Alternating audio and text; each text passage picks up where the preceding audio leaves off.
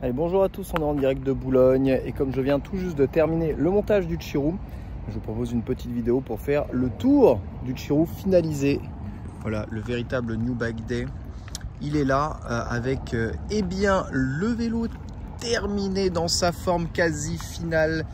Pneus montés enfin en tubeless, même si le dernier est un peu mou parce que, eh bien, on va dire que le tubeless a bien fonctionné. Il y a déjà du préventif qui est parti.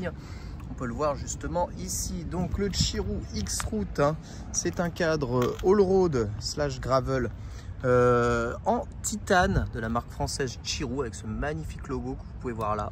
D'un point de vue mon montage, hein, j'ai choisi de l'équiper d'une fourche CEC en carbone avec les vis pour pouvoir mettre de la bagagerie d'un guidon d'EDA Gravel 100 très classique, d'une potence en titane de 80 ici de chez CEC et d'une tige de selle en titane pareil de chez CEC. Comme vous voyez, les roues sont des Envy AG25. Voilà, donc c'est une roue en carbone mais avec très peu de diamètre, hein. Je n'ai pas voulu voir une énorme épaisseur de roue pour avoir quelque chose de léger et de respirant. Les pneus, c'est des Hutchinson 3 reg de 40 mm, peut-être un peu gros pour mon utilisation all-road, hein. Voilà, on va voir comment ça se comporte ici, là, sur les sections gravel au bois de Boulogne. C'est évidemment très performant, gravel, route et tout, mais sur la route pure, c'est pas très efficace. Je pense que je préférais les Hutchinson Override à cela. D'un point de vue du groupe, on est toujours sur le SRAM Force ITAP AXS XPLR. Donc XPLR pour le passage large du dérailleur arrière pour une cassette montant jusqu'à 44 dents. Et là, on est bien dans une cassette 12 vitesses, 10 pignons minimum, 44 maximal. Regardez, hein, le magnifique descente du cadre en titane ici en X du X-Route, hein, qui je trouve est vraiment très réussi.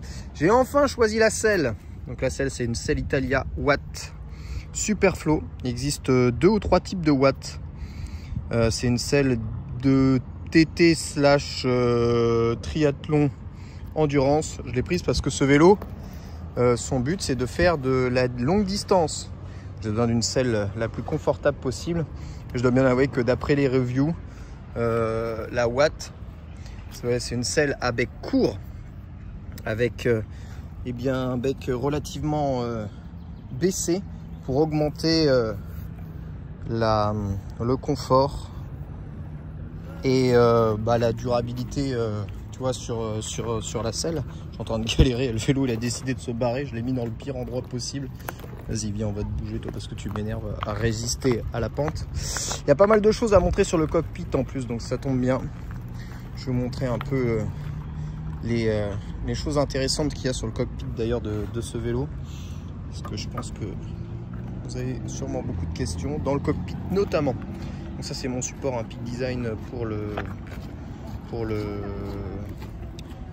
téléphone. Vous voyez, une fois que vous êtes mis dessus, tac, vue d'intérieur. J'ai rajouté un petit support Garmin juste là, hein, avec un prolongateur sous la potence. Donc vous avez quand même pas mal de longueur ici pour pouvoir mettre le Garmin Edge 1040 le plus loin possible et surtout l'avoir bien en visuel. Les prolongateurs, c'est du Profil Design classique en aluminium. D'ailleurs, on m'a vraiment recommandé de scier une fois que j'aurai la bonne taille les Profil Design. Et comme vous voyez, j'ai mis la guido. J'ai enfin mis la guidoline. Donc la guidoline, c'est une Easy. Qu'est-ce qu'il est moche leur logo d'ailleurs. Mais c'est du silicone. Donc c'est sans... Vraiment, il y a zéro colle ni rien. Ça se met, ça se retire ultra facilement. Je l'ai mise moi-même, hein, ce qui explique le petit trou là laissé dans la guido. Mais elle est vraiment super confortable. Après, je suis assez souvent sur les prolongateurs ou sur les cocottes. J'ai pas souvent l'utilisation d'utiliser. Mais j'en ai mis justement ici. Et ici, j'ai mis des trucs. Vous avez probablement remarqué. des petits boutons rappel AXS qui permettent de passer les dérailleurs arrière, tu vois, sur les prolongateurs. Regardez le dérailleur, hop, il bouge. Hop. Tac, tac, tac, tac. C'est trop cool.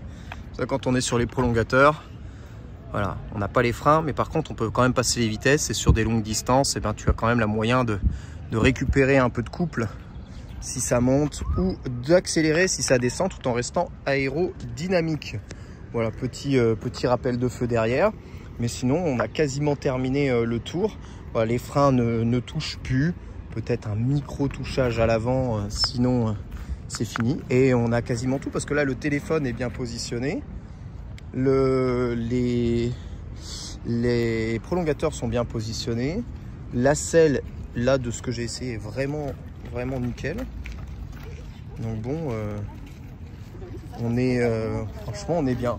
Je dis, le seul débat reste sur les pneus. On peut aller jusqu'à 45 là. Les pneus, peut-être passer en 38 serait mieux. Mais il n'y a aucune voilure sur les pneus. Voilà, il est magnifique. Hein. N'hésitez pas à me dire ce que vous en pensez. Très content de ce vélo. Même si je pense que les derniers réglages, c'est hauteur de selle, taille de selle en fonction de mon bike fitting, peut-être des rehausseurs de prolongateurs à voir. Mais là, j'ai vérifié, il y a bien les bonnes distances pour l'attache de stream.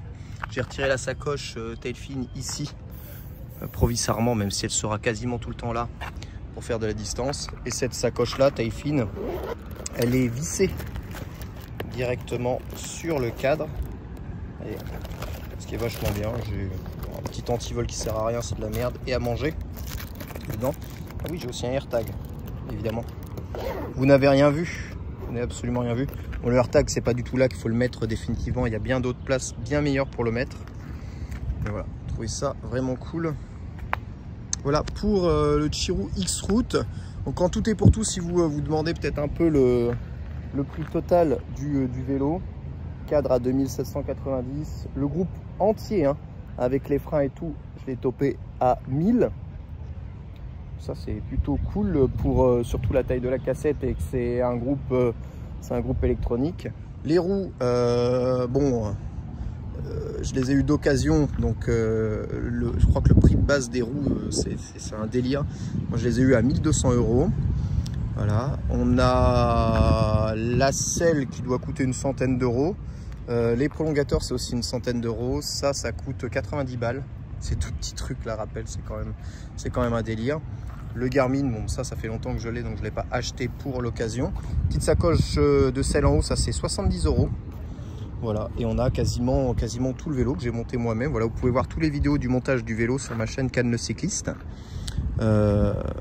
Donc ça fait quand même une configuration, si j'additionne ça plus les roues, on est à 4000 plus le groupe 5000. Voilà, donc 5000 et avec les accessoires ajoutés dessus, ça c'est 100 balles, 100 balles et 50 balles, 100 balles. Voilà, ça fait 5500 je pense avec tout compris. Voilà, ce qui fait quand même une grosse config, mais bon, c'est du titane, c'est méga durable. Il n'y a qu'une seule batterie derrière qui gère la totalité du dérailleur. Pas de câble. Voilà, avec les câbleries, regardez. Hein. Ça, c'est mon truc pour la câblerie. Regardez comment est-ce que j'ai géré le passage de câble en dessous. Hop, je sais même pas si on peut faire le point. C'est un magnifique Serflex qui tire le câble de frein qui passe à l'intérieur vers le bas pour éviter qu'il touche dans le boîtier de pédalier. Parce qu'il n'y avait rien de prévu pour. C'était méga chiant.